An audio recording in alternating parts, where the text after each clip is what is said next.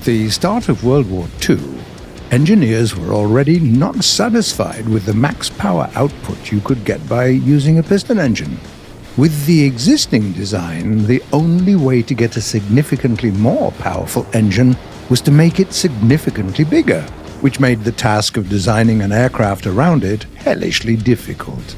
That's why scientists and engineers all over the world started developing new types of engines, and one of the most promising of them at the time was the liquid rocket engine. The USSR had their first experimental rocket-powered aircraft in the early 1940s, when a young engineer called Alexander Berezhnyak was given an experimental rocket engine designed by Leonid Dushkin, which was very powerful but also was a glutton for fuel. The Soviets realized that they were this close to getting an ultra-fast interceptor. So the work on the new Berezhnyak-Isaev aircraft, or simply BI-1, was a go. The idea was that it would be used to protect big cities from enemy bombers. At first, everything went well. The BI-1 had its maiden flight in 1942, with 6 successful flight tests within a year. The interceptor was almost ready for mass production. But then in 1943, a tragedy struck. The military wanted to see how fast it could possibly go, and the plane, piloted by Grigory Bakshivandzhi and flying at approximately 900 kilometers per hour, entered a 45-degree dive and crashed into the ground, killing the pilot. The accident put a halt to flight tests, and while Soviet engineers sought to find the cause of it, a new, more viable type of engine emerged, the turbojet. And in the end, that was what the military decided to go with. German scientists were also enthralled with liquid propulsion, with their first serious experiments in this field dating as far back as the mid-1930s. But their biggest breakthrough came in the form of the Messerschmitt Me-163 Comet, a rocket-powered interceptor that was accepted into service in the summer of 1944. The manufacturer had a good reputation for making aircraft that performed really well in combat. So the military decided to approve the production of the Comet, and engineers delivered. The Me-163 became the first rocket plane ever to be mass-produced, and it was also the only rocket-powered fighter aircraft ever to have been used in combat. There are 2 variants of the Comet in War Thunder: the B-0 pre-production version armed with 2 20mm MG-151 cannons, and the Me-163B production model armed with 2 30mm Mk-108 cannons.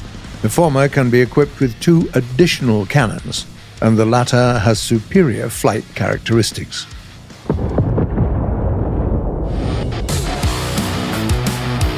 During the fall of 1943, a Japanese military attaché saw the Comet in action during a visit to the Luftwaffe squadron charged with testing of the new interceptor. The attaché was so impressed with what he'd seen that he suggested that Japan should acquire the rights to license produce the aircraft and its rocket engine at home. At first, the Japanese military were hesitant, doubting that the Empire of Japan had manufacturing capacity to provide enough fuel. But with the very real threat of the B-29 Superfortress looming over the islands, the Japanese didn't have much of a choice. They desperately needed a high-speed interceptor with a great climb rate, so they bought the license.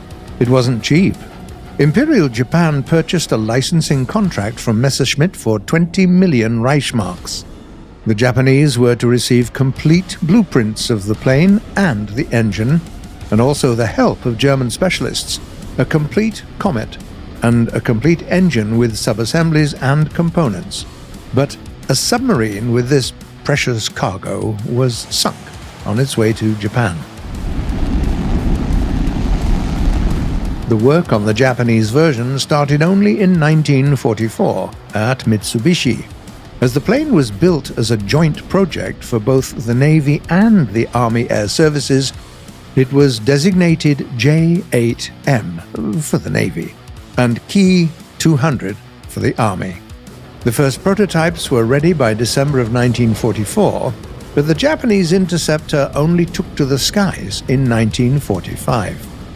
To test the performance of a fully operational aircraft, complete with engine and weapons, the Japanese also constructed a prototype that used water ballast.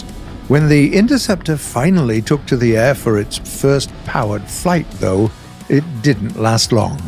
At an altitude of only a few hundred meters, the engine stopped, and the plane crashed into the ground.